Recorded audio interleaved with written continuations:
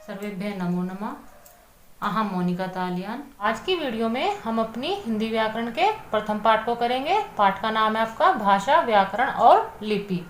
हिंदी व्याकरण में आपको अलग से पढ़ाने के लिए कुछ भी नहीं है, क्योंकि हिंदी आपकी मातृभाषा है। इसके बारे में आप पहले से ही सब कुछ जानते हैं। मैं आपको आपका यह पाठ विस्तार से नहीं पढ़ाऊंगी, केवल इसमें जो आपकी मुख्य बातें समझाने वाली है वही मैं आपको इसमें समझाऊंगी। जो आपके पास किताब है उससे भी आप अपनी भाषा, व्याकरण और लिपि का ज्ञान प्राप्त कर सकते हैं। इसमें पढ़ाने के लिए कुछ भी विशेष नहीं है, केवल आपको समझाने के लिए है। तो आप अपने मुख्य बातों का ध्यान रखते हुए जो मैं आपको हिंदी भाषा और हिंदी व्याकरण के बारे में बता रही हूँ, आप उसको ध्यान से सुनिए और अपनी हिंदी भाषा के बारे में ज्ञान प्राप्त कीजिए। सामने आपके बुक आपको दिखाई दे रही है। आप अपनी वीडियो को रोककर अपनी बुक से भी पढ़ सकते हैं। यदि आपके पास बुक नहीं है और यदि आपके पास कोई भी हिंदी व्याकरण की बुक है तो आप उसको भी पढ़ सकते हैं।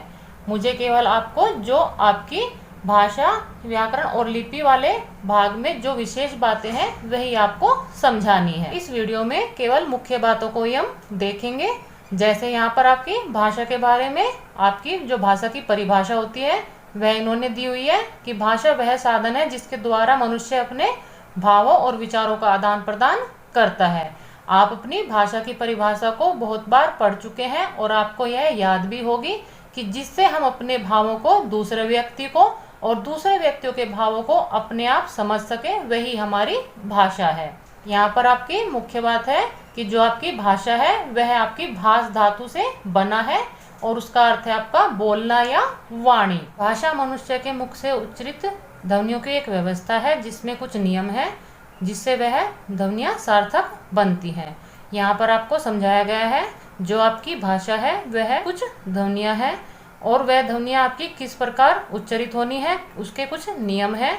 जब आपकी वह ध्वनियाँ उच्चरित होती हैं तो उनका कोई सार्थक अर्थ बनता है। सार्थक अर्थ कहने से है कि जो आपकी ध्वनियाँ हो वह कोई ना कोई अर्थ वाली होनी चाहिए। यहाँ पर आपके भाषा को इन्होंने दो रूप में बताया है। जब तक बच्चा विद्यालय में नहीं जाता है तो वह अपनी मौखिक भाषा का प्रयोग करता है, लेकिन जैसे ही वह विद्यालय जाने लगता है तो वह भाषा के लिखित रूप से भी परिचित होने लगता है। इस प्रकार हम कह सकते हैं कि बच्चा पहले पढ़ना सीखता है, उसके बाद लिखना सीखता है। इन दो बातों को जानने के बाद हम भाषा के दो रूप कह सकते हैं, मौखिक भाषा और लिखित भाषा। मौखिक भाषा के बहुत समय बाद बच्चा लिखित भाषा को सीखता है। लिखित भाषा भाषा का स्थायी रूप है जिससे हम अपने विचारों को अपनी भावी पीढ़ी के लिए सुरक्षित रख सकते हैं। यह आपकी भाषा के बारे में कुछ जानकारी थी। वैसे सामान्य रूप से आप अपने बचपन से ही भाषा के बारे में सीखना शुरू कर देते हैं और आपको आपकी भाषा के बारे में जानकारी भी है। तो हमारे पाठ में जो मुख्य बातें हैं केवल वही मैं आपको समझाऊंगी। यहाँ पर आपकी जो लिपि है, लिपि के बारे में बताया जाता है कि जो आपकी मौखिक भाषा के लिखित रूप को प्रकट करने के लिए एक निश्चित चिन्ह निर्धारित किए जाते हैं, उन चिन्हों को ही लिपि कहते हैं। हर भाषा की अपनी अलग अलग लिपि होती है। जैसे हिंदी भाषा की आपकी देवनागरी लिपि है। देवनागरी लिपि का जो विकास हुआ था वह आपका ब्राह्मणी लिपि से हुआ था। संस्कृत हिंदी भाषा की जननी मानी जाती है। आपकी संस्कृत भाषा की भी जो लिपि है वह भी देवनागरी है। जो आपकी देवनागरी लिपि है वह आपकी बहुत सारी भाषाओं की लिपि है। आपकी अंग्रेजी भाषा की जो लिपि है वह रोमन है। उर्दू भाषा की जो लिपि है वह आपकी फारसी है। जो आपकी पंजाबी भाषा होती है उसकी जो लिपि है वह आपकी गुरुमुखी है। यहाँ पर आपका विशेष रूप से इन्होंने बताया है कि जो आपकी देवनागरी, रोमन और जो गुरुमुखी भाषा है वह आपकी बाएं से दाएं की ओर लिखी जाती है, लेकिन जो आपकी उर्दू और फारसी भाषा है वह आपकी दाएं से बाएं की ओर लिखी जाती है। तो आप अपनी भाषाओं में और लिपि में यह जरूर ध्यान रखिए कि कौन सी लिपि आपकी बाएं से दाएं लिखी जाती है, कौन सी लिपि है जो आपकी दाएं से बाएं की ओर लिखी जाती है। भाषा में ही आपके दो अन्य भाग हैं, बोली और उपभाषा। उनके बारे में भी आप जान लीजिए। जो आपकी बोली होती है वह आपकी स्थानीय या घरेलू रूप में बोली जाती है, उसमें कोई भी साहित्यिक रचना नहीं होती और वह आपकी किसी छोटे या विशेष स्थान पर बोले जाने वाली बोली है। तो आपकी उपभाषा है वह आपकी बोली के क्षेत्र से कुछ बड़े हुए क्षेत्र में बोली जाती है और आपकी उपभाषा में साहित्य का भी निर्माण होता है। तो आप कह सकते हैं कि जो आपकी बोली होती है वह छोटे भाग में बोली जाती है, लेकिन आपकी उपभाषा का जो क्षेत्र होता है वह कुछ आपकी बोली से विस्तृत होता है और आपकी उपभाषा का लिखित रूप में भी प्रयोग होता है। यहाँ पर आपका जो व्याकरण है उसको समझाया गया है, क्योंकि व्याकरण से ही आपकी भाषा के शुद्ध रूप का पता लगता है। व्याकरण आपके 3 शब्दों से मिलकर बना है, वी प्लस आ प्लस करण। यहाँ पर आपके वी और आ आपका उपसर्ग है और आपका करण शब्द है। व्याकरण में आप संधि से अपने वी और आ को या आदेश हो जाएगा, वी और वा आपका हलंत्य हो जाएगा। यह आपका यण संधि में आपका व्याकरण इस रूप में आपको दिखाई देगा, जिसका अर्थ होता है भली प्रकार समझना।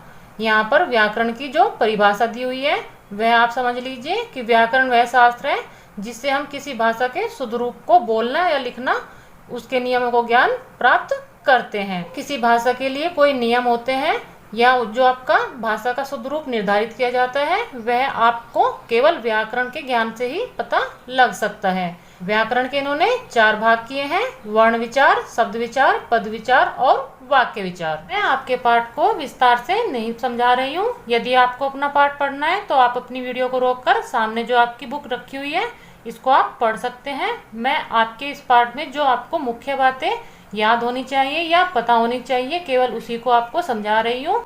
भाषा को आप बचपन से ही सुनते समझते बोलते आ रहे हैं, तो उसमें आपको पढ़ाने के लिए कुछ भी विशेष नहीं है। हिंदी के बारे में आप पहले से ही जानते हैं और जो आपको सामने बुक दिखाई दे रही है यह भी आपकी केवल हिंदी में ही लिखी हुई है। आप अपनी वीडियो को रोककर इसको आसानी से पढ़ सकते हैं। यहाँ पर यह व्याकरण के बारे में समझा रहे हैं कि एक के बिना दूसरे का अस्तित्व नहीं है, दोनों एक दूसरे के लिए आवश्यक है। तो उसी प्रकार आपकी भाषा और व्याकरण दोनों ही आवश्यक है। भाषा के प्रधान अंक में जो आपकी पहली इकाई कही जाती है वह आपके वाक्य हैं और वाक्य आपके शब्दों से बनते हैं, शब्द आपके वर्णों से बनते हैं और ध्वनियों के जो चिन्ह रूप लिखित रूप में होते हैं वह आपके वर्ण कहलाते हैं। तो व्याकरण आपका किसका ज्ञान कराता है? यदि आपसे यह प्रश्न पूछा जाए तो व्याकरण आपके इन्हीं इकाइयों की प्रकृति, रचना और उनके प्रयोग का ज्ञान कराता है। यहाँ पर इन्होंने जो व्याकरण के 4 भाग किए हैं यह आपको आगे आपके अलग से पाठ के रूप में भी मिलेंगे। यहाँ पर इन्होंने हिंदी भाषा के बारे में कुछ जानकारी दी है। जो इन्होंने कहा है कि हिंदी हमारे देश की राष्ट्रभाषा है, तो हिंदी हमारे देश की राष्ट्रभाषा नहीं है, वह हमारे देश की राज्य भाषा है, क्योंकि हमारे संविधान में राष्ट्रभाषा का दर्जा किसी भी भाषा को नहीं दिया गया है।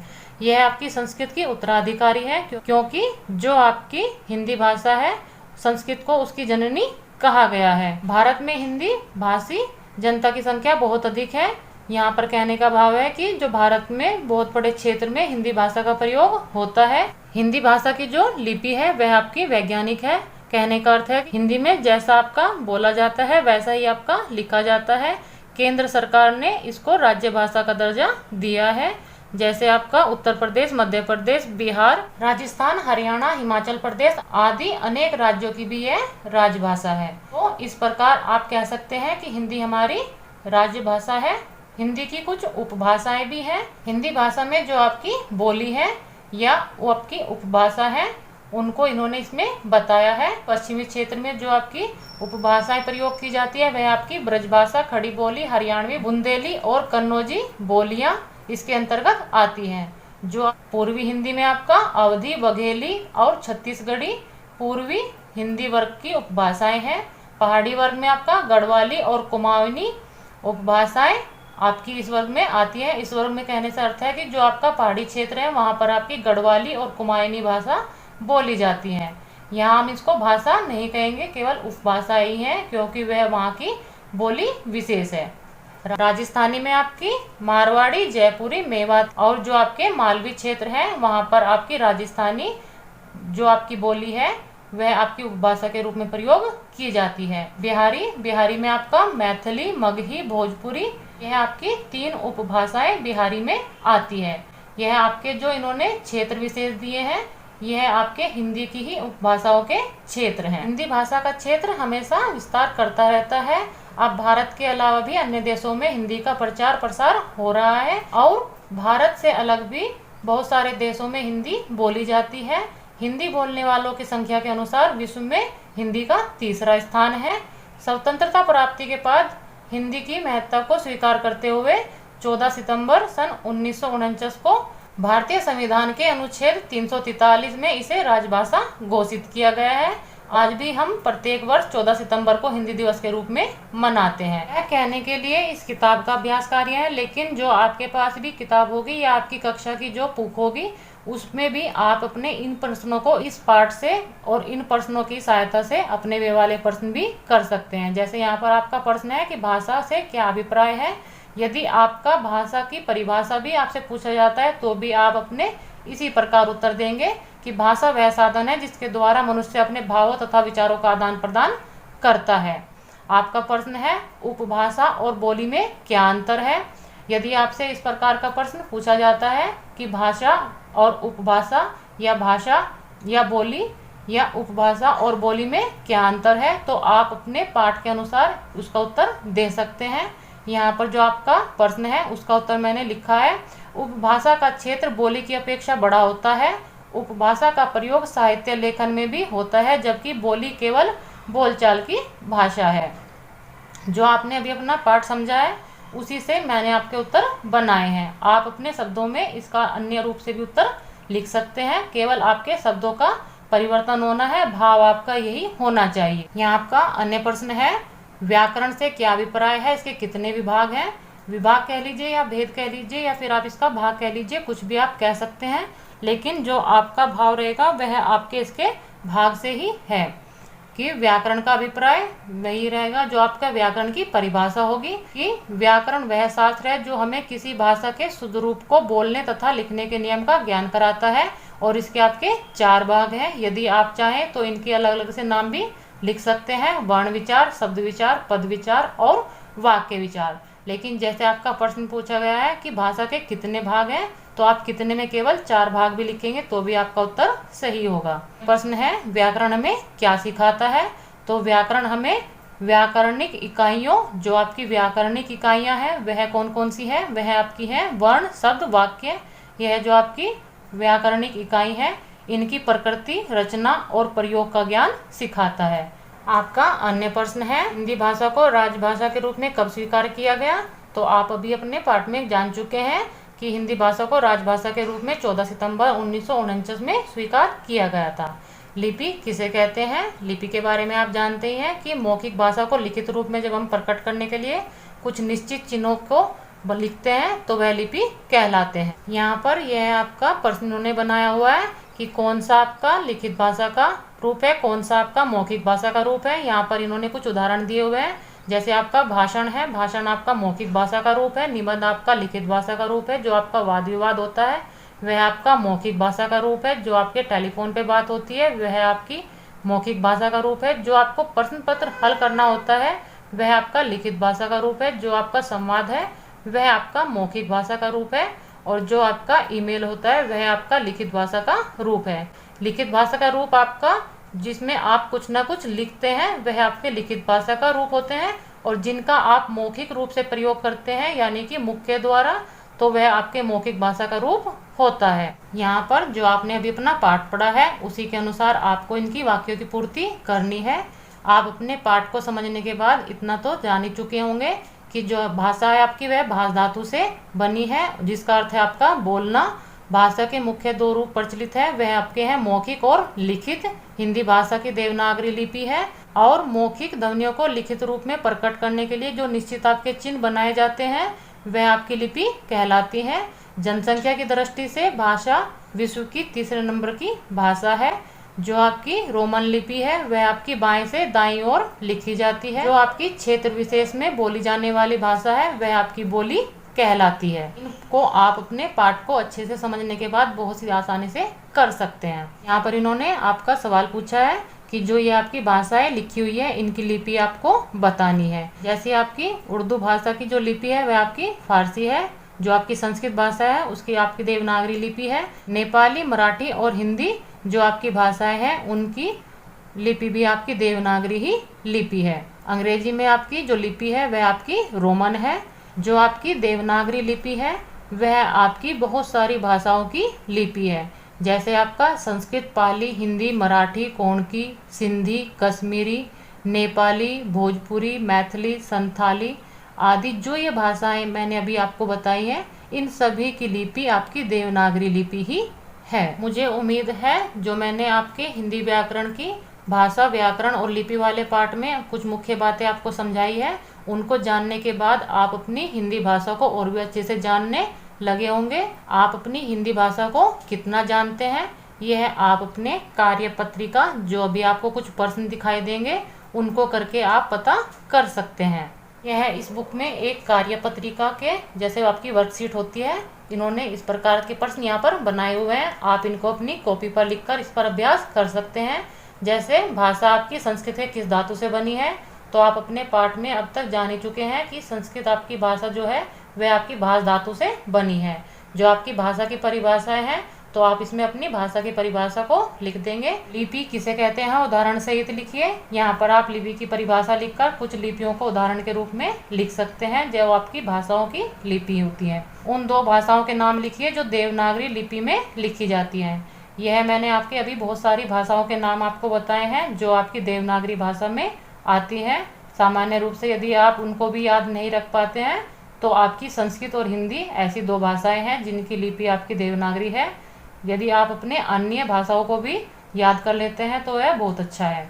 पूर्वी हिंदी की 2 मुख्य बोलियों के नाम लिखिए जो मैंने अभी आपको अपने पाठ में पढ़ाया है। जो आपकी हिंदी भाषा को विभिन्न भागों में बांटा गया था, वहां से आप अपनी पूर्वी हिंदी की 2 बोलियों को याद करके यहाँ पर लिख सकते हैं। किस भाषा को हिंदी भाषा की जननी माना जाता है, आप इसका उत्तर बहुत ही आसानी से दे सकते हैं कि संस्कृत भाषा को हिंदी भाषा की जननी माना जाता है।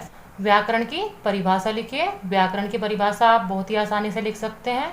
जो आपकी भाषा की शुद्धता का ज्ञान कराए वह आपकी व्याकरण कहलाती है।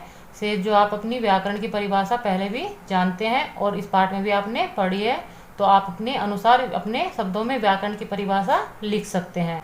भाषा की अभिव्यक्ति किन 2 रूपों से होती है? भाषा की अभिव्यक्ति आप जानते हैं कि एक मौखिक रूप से और एक आपके लिखित रूप से, इन 2 रूप से ही आपकी भाषा की अभिव्यक्ति होती है। विश्व में हिंदी किस स्थान पर है?